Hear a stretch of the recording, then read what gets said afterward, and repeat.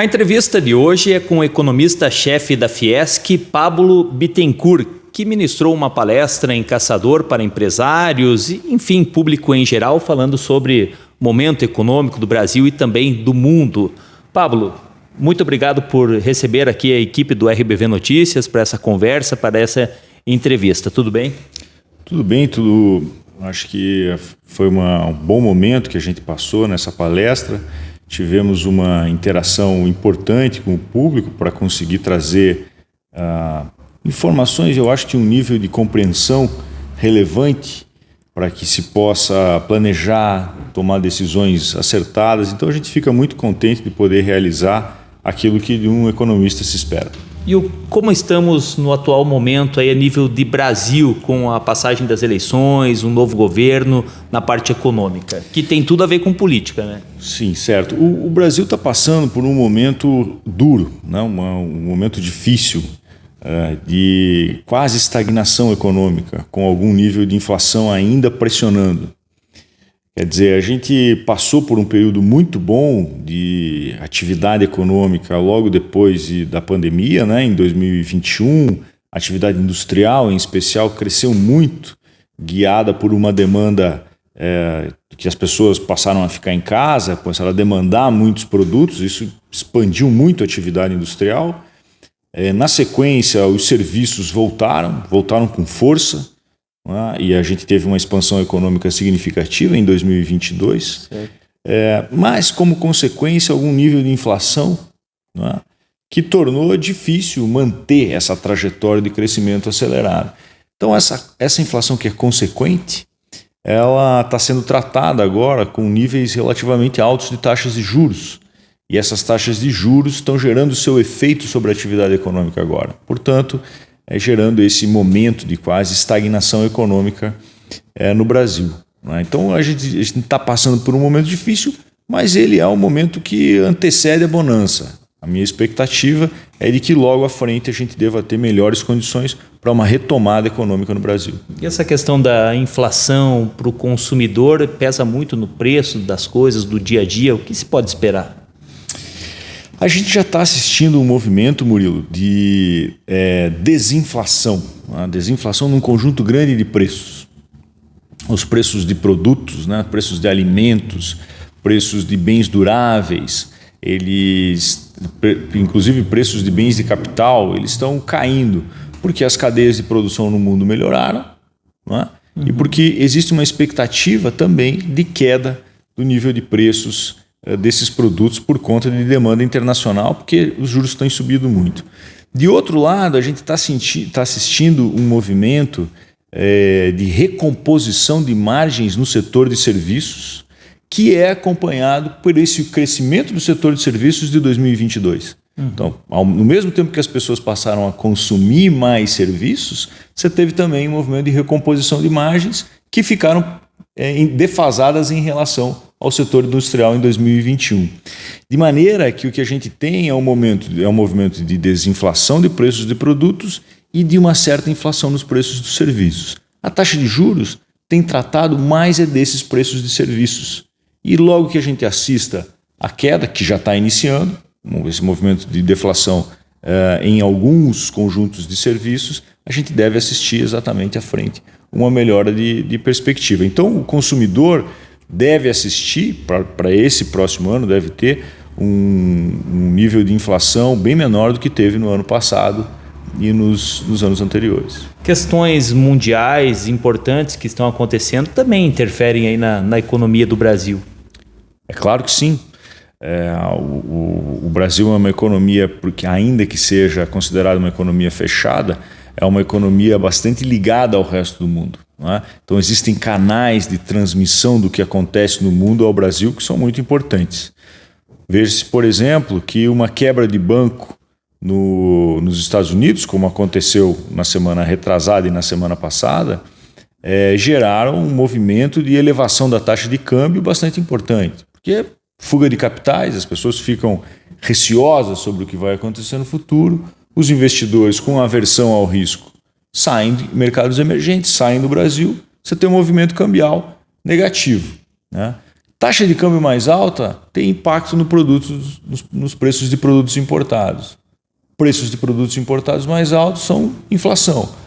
E inflação se trata com juros altos. Portanto, movimentos internacionais podem, de fato, atrapalhar esse nosso processo de queda de taxa de juros logo à frente e de uma retomada econômica. É possível, sim. Os impactos da guerra Rússia e Ucrânia na economia brasileira já ficou para trás ou ainda persiste isso? Não, a guerra na Rússia e na Ucrânia teve impactos bastante diferentes em setores diferentes, né? O primeiro movimento foi um movimento de elevação dos preços de combustíveis, né? E esse movimento veio junto com a elevação de preços de produtos que a gente comentou na sua primeira pergunta. Então isso atrapalhou muito a atividade econômica no Brasil e no mundo todo, né? Com um movimento inflacionário bastante ruim. Ao mesmo tempo, ele também gerou um nível elevado de arrecadação, porque boa parte da arrecadação estadual, em especial, está vinculada a preços de combustíveis. Então isso melhorou as contas de muitos estados, né, da federação, do setor público como um todo. Então esse foi um impacto. Outro impacto é que, como esses países são produtores de grãos, né, a dificuldade desses países de exportar fez com que houvesse uma expansão agrícola aqui dentro do Brasil. Então o Brasil passou a produzir mais trigo, a produzir mais milho, inclusive a gente já está exportando milho, né? Então eu acho que assim, foram impactos relevantes. Mas logo depois a gente teve um conjunto de outras transformações que têm inclusive diminuído preços de combustíveis, né? Os preços de combustíveis foram abaixo, a gente está hoje com o petróleo em torno de $70 o barril. Isso, por um lado, dificulta a capacidade da Rússia de se manter na guerra, mas também não é um preço que ajude muito o desenvolvimento da economia do Brasil. Né? A gente depende muito ainda de preço de petróleo. Se a gente fosse pensar exatamente na tua pergunta, os impactos ficaram todos para trás, eu diria que os grandes impactos já estão todos disseminados. Tá? Agora, com o preço de combustível mais baixo e com as dificuldades que a Rússia está tendo para manter a máquina de guerra, é muito provável, a minha expectativa é de que as dificuldades da Rússia em se manter na guerra possam gerar outras novidades no futuro sobre preço de petróleo, preço de bens exportados, né, de grãos exportados pela Rússia e Ucrânia e desinflação no mundo todo, caso isso aconteça. Diante de tudo que a gente conversou aqui, Santa Catarina tem um perfil diferente, né? Na parte econômica, é um estado que a economia sempre cresce mais acima da média nacional. Você vê assim também? A economia de Santa Catarina tem crescido acima da média nacional há um bom tempo, né? Isso se deve a um conjunto de características que diferenciam essa estrutura produtiva. Uma delas é que a gente tem uma diversidade industrial muito marcante. Se um setor está em crise, de repente o outro compensa. Essa é uma evidência, né, de que a gente consegue atravessar melhor momentos ruins. Mas tem também uma ligação muito forte da estrutura produtiva com o agronegócio, mas ela é mais industrialmente mais encadeada. Tá? Então, como o agronegócio tem ido bem, a gente consegue entregar máquinas e equipamentos para o agronegócio. A gente tem um setor de alimentos, por exemplo, industrial bastante forte, né? Bastante relevante. Então, a economia de Santa Catarina responde muito bem tanto a movimentos de crescimento da demanda interna, como o crescimento da demanda externa. A gente exporta bens de alto valor agregado, como a gente responde bem aos bons preços do agronegócio. Preços agropecuários, né? Então eu diria que nesse ano a minha expectativa é de que a economia brasileira vá sofrer um pouco, pelo menos até a metade do ano. E é possível que a gente assista as consequências disso, que são normais. Quer dizer, você vai ter algum desemprego localizado aqui e ali. A gente já assiste, por exemplo, aqui em Caçador, as empresas tendo dificuldades para contratar, porque a economia nos Estados Unidos não está indo lá tão bem, não é? Do ponto de vista do crescimento não está indo tão bem. Então você pode ter impactos pontuais. Agora, como a gente está numa situação bastante boa, quer dizer, gera muito emprego, né? A gente está quase numa situação de pleno emprego, isso não deve ser um problema tal qual se assiste em outras regiões do país, né? Outras regiões do país vão sofrer mais do que a economia catarinense, sem dúvida. Então, independente de governo novo que assumiu brasileiro e de medidas que vêm sendo tomadas, você acredita, Pablo, que a economia possa crescer de uma metade do ano para frente, é isso? Eu diria que nada independe do governo. As políticas, as ações, as estratégias governamentais e as ações governamentais importam. Eu tenho expectativa de que esse governo possa lançar em breve uma regra fiscal que seja crível, né? Ou que a gente possa acreditar que o endividamento deva cair ao longo do tempo. Então essa é a expectativa que eu tenho. Eu também acredito que esse governo vai estar empenhado na aprovação de uma reforma tributária, que é super relevante para a expectativa de crescimento, especialmente para médio prazo.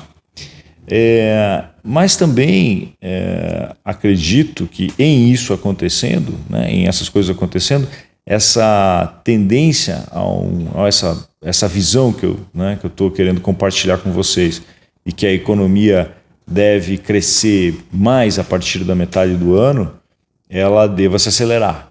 Dando certo uma boa regra fiscal, dando certo uma reforma tributária, o investimento tem mais condições de acontecer, a economia tem maior condições de girar mais forte. Tá? Então a minha expectativa não independe das ações do governo, tá? Mas eu acredito realmente que a gente possa ter resultados melhores com boas ações governamentais. E consequentemente a isso, os próximos anos também uma expectativa positiva? Também. Eu acredito que a partir do ano que vem, é isso, com a aprovação dessa reforma, para a gente ter uma ideia, né, Murilo?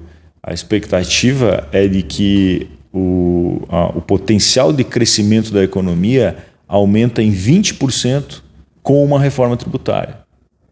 O que é isso? Se a gente ia crescer 2% sem uma reforma tributária, com uma reforma, cresce 2,4%. Se ia crescer 3%, cresce 3,6%. Se ia crescer 4%, 4,8%. Então, à medida que a economia cresce mais, que ela emprega mais, você torna essa economia mais produtiva. Porque quando você emprega o trabalhador, ele aprende a fazer, ele vai fazer bem e ele vai aumentar a produtividade dele, certo? Uhum. As empresas aprendem a fazer bem e vão aumentar suas produtividades também. A expectativa que a gente tem é exatamente essa. Com um bom sistema tributário, todo mundo ganha e a economia brasileira cresce mais rápido. Muito obrigado pela sua entrevista. Se você quiser acrescentar algo mais, por favor, fique à vontade. Eu acho que gostaria de dar essa mensagem final de que um momento que a gente vem vivendo no Brasil pode passar a ideia, ou até vem se dizendo muito que o Brasil pode estar passando por uma crise de crédito, né, associado ao elevado nível de endividamento das varejistas. Eu diria que esse parece ser mais um aspecto de curto prazo. Tá? Eu acho que eu entendo que isso é fruto de uma excepcional nível de taxa de juros, e esse excepcional de nível de taxa de juros, por ser excepcional, deve cair logo à frente. A queda da taxa de juros já deve levar a uma melhora muito significativa da economia. Então, a mensagem final que eu quero deixar é um momento difícil que passa, né? E deve passar logo ali à frente. Então, muito obrigado pela entrevista, por me dar essa oportunidade de mostrar um pouco do que a gente vem elaborando lá dentro da Federação das Indústrias, e fico à disposição para eventuais novas entrevistas e contribuições. Nós que agradecemos. O economista-chefe da Fiesc, Pablo Bittencourt, em entrevista especial aqui para o RBV Notícias.